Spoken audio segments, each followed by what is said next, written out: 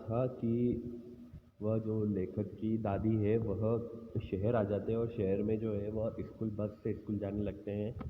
और लेखक को मतलब पहले उनकी दादी छोड़ने जाती थी जब वह गांव में रहते थे। फिर क्या होता है, हम इस लेसन में पढ़ेंगे, वह फिर यूनिवर्सिटी जाने लगते हैं। स्कूल के बाद वो यूनिवर्सिटी जाने लगते हैं और तब उनके अकेले खुद का एक रूम हो जाता है तो दादी से और दूर हो जाते हैं। उनकी दादी और अकेली पड़ जाती है। तो उनकी दादी समय व्यतीत करने के लिए उनकी जो घर के बाहर थोड़ा गलियारा बरामदा टाइप रहता है वहाँ पर जाकर पक्षियों को या कबूतर को दाना डालती है। ठीक है। और फिर उसके और आगे आगे की स्टडी के लिए लेखक जो है फॉरेन चले जाते हैं। तो रेलवे स्टेशन पर उनकी जो दादी है वह उन्हें मिलने आती है। तो लेखक जो है वो सोचते हैं कि मैं 5 साल के लिए बाहर जा रहा हूँ, क्या पता मैं आऊँ तब तक मेरी दादी रहे या ना रहे। ये सब लेखक के मन में ख्याल आते हैं, पर ऐसा कुछ नहीं होता है। उसकी दादी लेखक को सर पर एक प्यार से किस करती है और फिर लेखक जो है चले जाते हैं। तो आइए हम आगे पढ़ते हैं।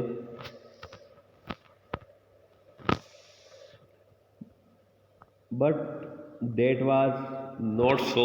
After 5 years, I come back home and was met by her at the station. अब 5 साल हो चुके हैं। लेखक की जो दादी है वह अभी तक जिंदा है, ऐसा कुछ भी नहीं हुआ। और उन्होंने सोचा था शायद वह नहीं होगी, बट वो थी। तो she do not look a day older. वह जैसे वह छोड़ के गए थे उन्हें वैसे की वैसे ही थी, उन्होंने कुछ भी परिवर्तन नहीं आया था। तो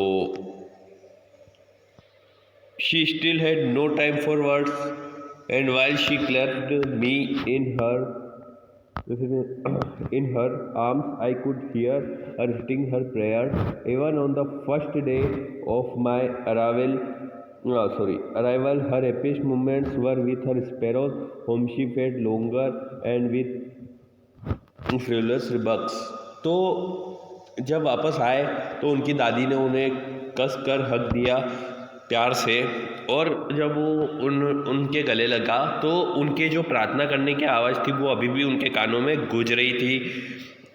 और उनके पहले जब वो दिन आए थे तो हर दिन मतलब जब वो यहाँ रहते थे तो यह वाला दिन भी उस तरह ही था जब जैसा कि पहले था।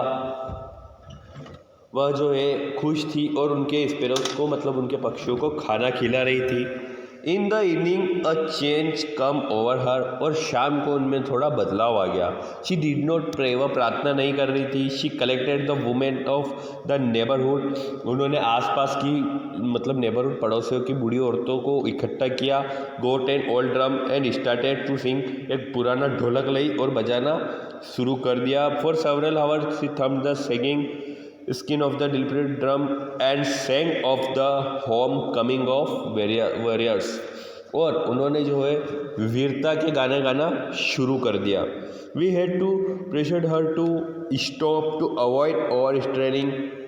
हमने उन्हें यह करने के लिए मना किया कि आप इतना मतलब ज़ोर से मत गाओ, आप बीमार हो जाओगे।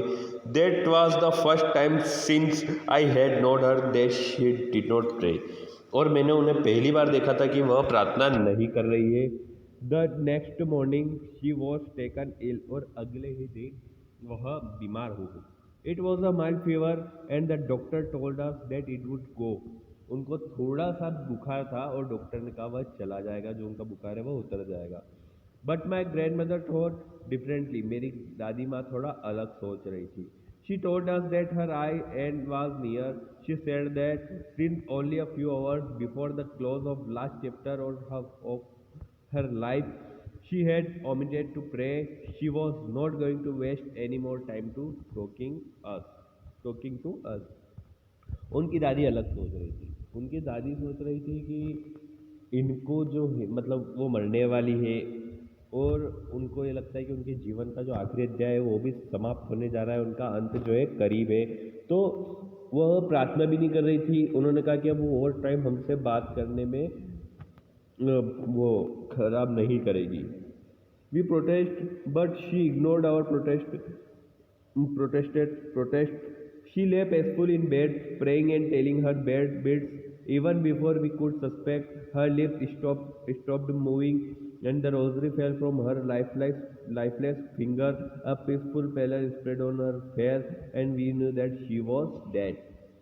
और हमने उनकी इस बात से सहमत नहीं थे, पर वो बार बार असहमति जता रही थी। वह बेड पर बैठी हुई या लेटी हुई थी और बार बार मतलब वो जो प्रे करती है वो कर रही थी।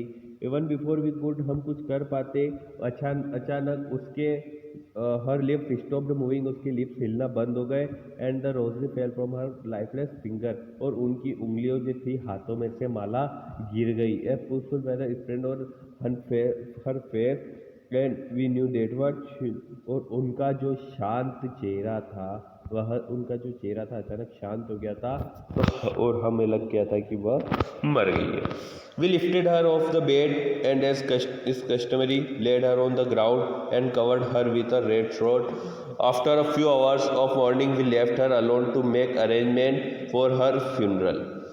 और हमने जो है उन्हें बेड से उतार कर नीचे सुलाया, जैसे अपने यहाँ पे कोई किसी की डेथ हो जाती है तो उसे सुलाते वैसे, और उन्हें ज़मीन पर सुलाकर उनका जो फेस है वह कवर कर दिया।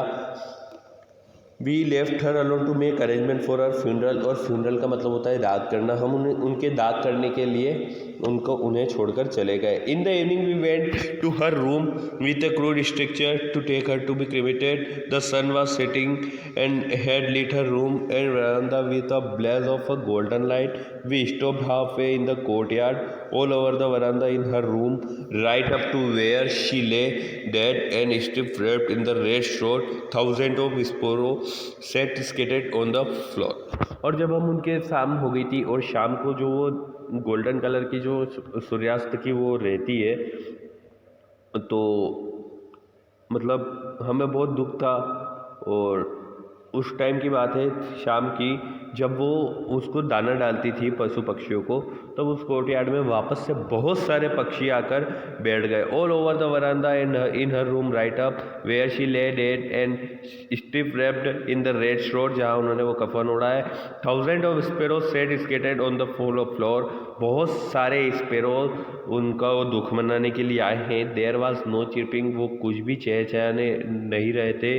We felt sorry for the birds and my mother felt some bread for them. अब मेरी दादी नहीं थी तो थोड़े वो भी उदास थे, और मेरी माता जी ने, लेखक की माता ने, उन्हें थोड़े से रोटी के टुकड़े डाले। She broke it into little crumbs, उन्होंने उन्हें छोटे छोटे टुकड़े में बांध दिए, मतलब तोड़कर उन्हें फेंका। The way my grandmother use to, जैसा कि मेरी दादी किया करती थी। And threw it to them, और उन्हें उन पर मतलब उनके लिए फेंक दिया, कि उनको मतलब खिलाने के लिए। The sparrow took no notice of the bread, मतलब उन पक्षियों ने एक भी उसका मतलब नहीं उठाया, एक भी कण उसका नहीं उठाया। When we carried my grandmother corpse off they flew away quietly, और जब हम हमारी दादी जी को ले जा रहे थे तो चुपचाप उड़ गए। Next morning the sweeper swept the bread crumbs into the dustbin, और जो अगले दिन था वो मतलब उसके बाद वो स्पेरोज जो है वो खाना खाने आए नहीं, और जो स्वीपर होता है साफ सफाई कर्मी, वह आया और जो है उसको रोटी के टुकड़ों को डस्टबिन में डालकर चला गया। ओके स्टूडेंट्स, आपका लेसन यही ख़त्म होता है।